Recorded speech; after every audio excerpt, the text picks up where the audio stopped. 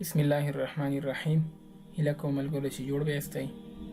راځئ ملګرو زموږ نن ټاپک آل پروګرامز اکسیسریز ګیټینګ سټارټډ او میت انپوټ پینل. ګیټینګ سټارټډ ملګرو دا مخکې کنټرول پینل کې هم را روان دی دې ځای کې. وایي ملګرو کله چې دې ته موږ ورننوځو ملګرو دې ځای کې موږ سره 9 اپلیټس موجود دي چې دا موږ سره دلته هم شته 1 by 1.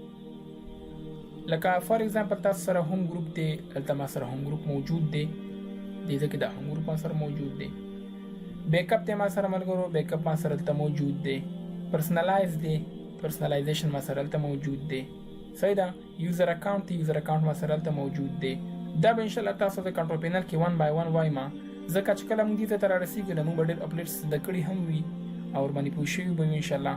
بیا به تاسو ته ورباندې فول ډیټیل سره پوه کوم ان شاء الله. خزر علما آل پروګرامز ته اکسیسریز ته او په دې کې میت انپوټ پینل دا یو ډېر زبردسته برخه ده د وینډوز. دې کې ملګرو موږ تاسو کولی شو چې د میتس چې کوم اصطلاحات یا میتس چې کوم کوېشنز دي هغه دلته موږ هینډ رایټینګ لیکلی شو، یعنې په لاس سره لیکلی شو چې کله تاسو سره ټچ سکرین وي تاسو به ډېر اسانه طریقې سره کولی شئ چې دلته کوېشنز سوالات ولیکئ. زه راځم فار ایگزامپل تاسو یو سمپل ایگزامپل ښیم.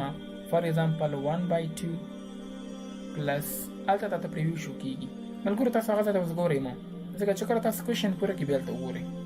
ما فار ایگزامپل دا ولیکو 3 by 2 is equal to 2 1 plus 3 is equal to 4 2.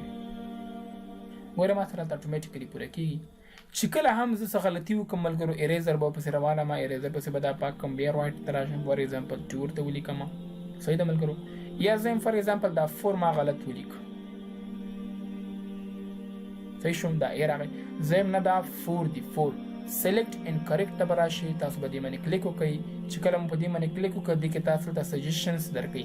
زه به راشم دا به اریز کړم، دا 4 به زه داسې فار ایگزامپل ولیکم، چې ماته راکړه رایټ کلیک به ورباندې وکړم یا سمپل کلیک به ورباندې وکړم. ماته ټول سجیشن راکړي دي چې کوم ستا په دې کې پکار دی، این دې پکار دی ته به این ولیکي.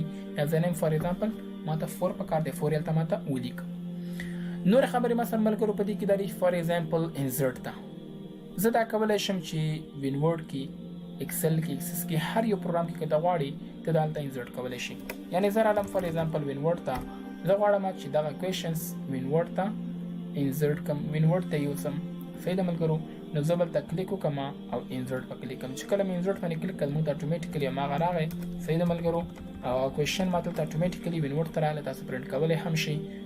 دلته ما سره آپشنز دي، هسټري ده، آپشنز دي، هیلپ دی. هسټري کې ما ته څه شو کېږي چې کوم سوالونه موږ مخکې حل کړي وي هغه ما دلته راځي چې دا دې فار ایگزامپل پکار دی، دا دې فار ایگزامپل پکار دی، چې کوم دې پکار یې هغه هلته رابره دلته راوستلی شي. یا زه یم دا راته کلوز که کلوز به راته شي، کلیر یې که هر څه به راته کلیر کړي. آپشنز دی، آپشن کې ملګرو موږ سره بلا آپشنز پراته دي. کلیر رایټینګ ایریا آفټر انزرشن، یعنې معنا دا ده چې کله زه دلته څه ولیکم او دغه معلومات زه هلته بل پروګرام ته انزرټ بټن باندې کلیک کړم دا هر څه ماته کلیر کا لکه مخکې چې کلیر کړم. صحیح شوه. تاسو کلیر رایټینګ ایریا کې کلیک کېدئ. بله خبره چې دغه بټنز زه غواړم دا دې ته وایي کریکشن بټنز. دا کوم ځای ته غواړئ زه یم فار ایگزامپل دا راته لیفټ سایډ ته به دا لیفټ سایډ ته دې پکار دي، رایټ سایډ ته دې پکار دي. شو آن سکرین کیبورډ بټنز، آن سکرین کیبورډ بټنز به هلته تاته شو کړي. صحیح شو ملګرو. ته دا کولی هم شي چې دا هلته شو کړي. بیا زه رالم فار ایگزامپل ګریډس ته خانې ته ښکاره شي، که خانې ته ښکاره نه شي داسې باندې کلیک کا. هیلپ والا، هیلپ ټاپکس ته دلته هیلپ درکوي چې دا څه شی دی. صحیح شوه. واټ از میت انپوټ پینل، میت انپوټ پینل څه شی دی، دې کې ته کوم کوم کوېشنز لیکلی شي، دغه معلومات څه شی دي. دې ته کې ته دې باندې کلیک او تاسو به هماغه ځای ته راولي او معلومات به تاسو ته 1 by 1 درکوي. هاو ډو آی میک کریکشنز دې باندې به کلیک کړم، زه اټومیټیکلي هماغه ځای ته بوتلم. صحیح شو ملګرو.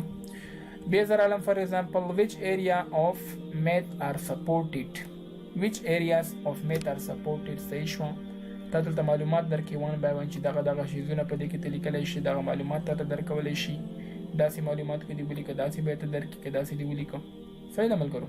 دا 1 by 1 تاته معلومات درکوي. اباؤٹ میت انپوټ پینل دې باره کې معلومات درکوي چې کومه وینډوز کې انسټال دی، کوم ورژن دی، کوم یوزر انسټال کړی دی، تاته پوره معلومات دغه درکوم. امید لري چې په دې ویډیو باندې پوه شوي یاست.